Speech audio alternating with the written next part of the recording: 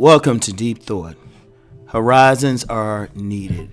Now, I talked about this before when I did podcast, Understanding the Horizon. And my favorite example of a horizon is using basketball. Like Dr. Naismith actually created a horizon for the whole sport of basketball and everything connected to it, and several people making money, schools, everything. That's an horizon. Now, I talked in my last video about many masters being out there. Sometimes you need a master. In order for somebody to be a master, there needs to be a horizon. Sometimes somebody's sole purpose is not necessarily to master something, but to create something new. Right? Let me use an example, right? Say somebody comes up with a new form of music, right? Say somebody comes up with a new form of music, like a new style of music, right? And it happens in the rap industry and stuff, music industry. Somebody come up with a new thing like house music or something like that. So they come up with something, like they just start playing it. Then it creates a horizon when other people start copying that form and they start spreading it. And then you actually create opportunities for maybe dance clubs or concert venues. You create opportunities for musicians, and you create a lot of stuff to add to it, right? And so you get some people who will come into it and they can actually become a master at it. All right, they study it and they'll say, oh, okay, I can add this or that to it. But in order for it to happen first, you need the master to actually create it, right? Like I've talked before about no-touch orgasm. And you've always had something around, but it really took off back in 2007 with a retreat. And I can't get too much into the retreat, but it started spreading because there were several people there. They started doing it, and then others picked up on it. So you have a cottage industry now or a cottage industry or subculture, whatever you want to call it, of Tantra practitioners, right? And they practice in some form of Tantra. And I've noticed that there's a lot of people who would get into, who would develop something to add to it. They would develop something. But you still need that horizon to create it. And, and that's the funny thing with horizons. The person who actually creates it might never really get celebrated. If you look at a lot of inventions that we have today, a lot of forms, we don't know who celebrated it, right? Or started it. Like football. I always use basketball. It's still football season. I'm actually, I'm as big a football fan as a college basketball fan, but I root for Washington's team, so you understand, right? Even though they're winning now, they'll find a way to disappoint me. But football, ironically, as big as it is in this country, right, and the horizon, I mean, if you really look at football, it's really a culture thing, an American cultural thing, right? People know about the NFL, but if you look at a lot of small towns, you have small towns out there where the biggest thing going is the youth football team. Like you have a bunch of adults, rooting for like kids from anywhere from 5 to like 14. And, of course, high school and, it's a whole cultural thing. But that horizon was actually created in England during a soccer game, right? When somebody who was very frustrated, actually, because in soccer, you're not supposed to pick up the ball. You're supposed to kick it. Somebody was extremely frustrated, picked up the ball, and ran it into the goal. And, of course, somebody was like, you can't do that. But then some other people are like, whoa, wait, hold up. We might have something here, which led, that eventually led to rugby, and then that led to football.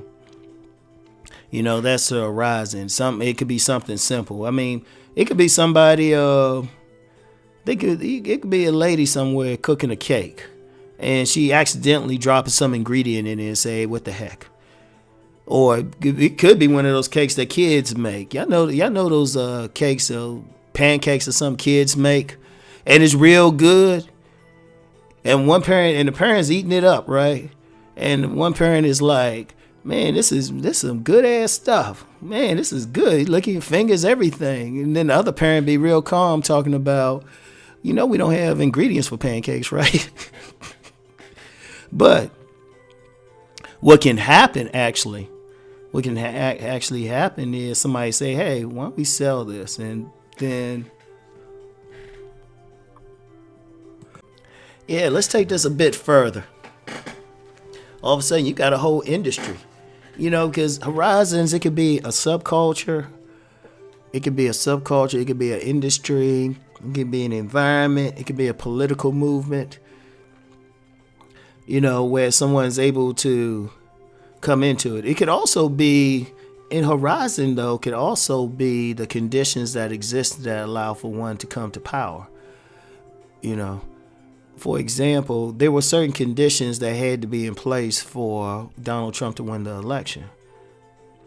They had, if these things hadn't happened, and you could probably trace each one.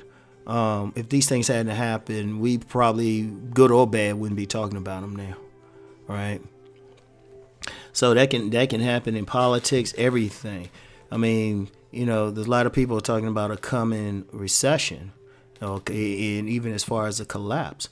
A new horizon could emerge out of that'll change something. Like I tell you one area that really could use some type of new horizon, and that's the thing of male-female relationships. But in order to create that horizon, it would take a lot, but it would take some type of catalyst. And, that again brings it back to the whole master thing. Sometimes a person's purpose is to be the catalyst. Now, they may never be celebrated. Their names might not be called. And quite frankly, a lot of times people might come up with something and then somebody else hear it, and then all of a sudden that other person get the credit. Right? But it was actually that person that kind of sparked it, that created the horizon.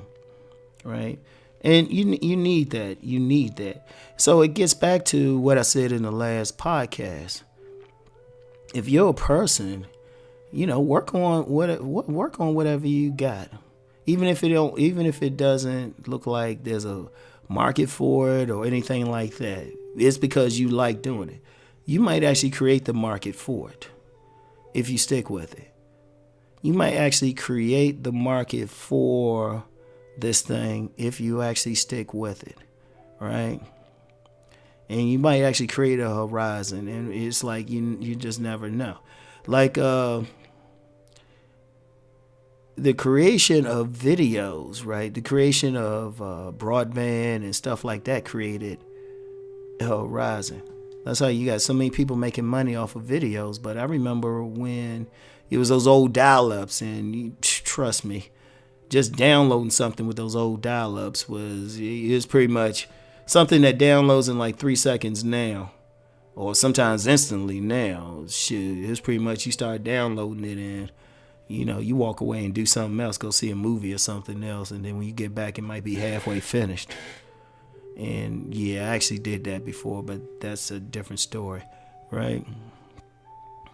But the people who came up with just the technology and everything to make it possible to even like listen to this, like just with YouTube or something. Like I did some on my business channel about a lot of young people making money off of these videos, but somebody had to create that horizon for them to do it, right?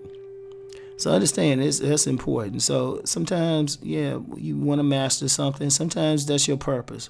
I might have some people listening to this podcast who supposed to create some type of something that actually empowers other people. So it's something to consider. Anyway, right? That's it for now. As y'all can see, Rom's working with the code and stuff, so can't stay on here too long. Anyway, I'll talk to y'all later. Peace and blessings.